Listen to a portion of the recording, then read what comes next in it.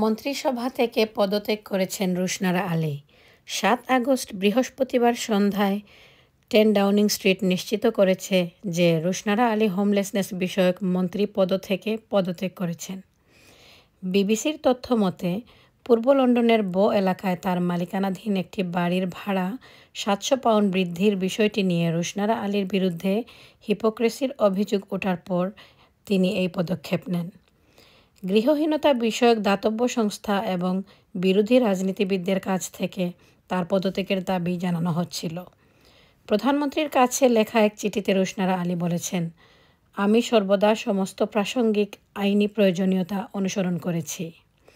I paper দ্বারা প্রথম প্রকাশিত একটি প্রতিবেদনে একজন প্রাক্তন ভাড়াটে বলেছেন যে নভেম্বরে তাকে একটি ইমেল পাঠানো হয়েছিল, যাতে 4 মাসের নোটিশ দেওয়া হয়েছিল যে লিজ পুনরায় নবায়ন করা যাবে না। প্রধানমন্ত্রীর কাছে লেখা চিঠিতে রুশনারা আলী লিখেছেন, আমার হৃদয় ভারাক্রান্ত, তবু আপনার কাছে আমার পদত্যাগপত্র পাঠাচ্ছি।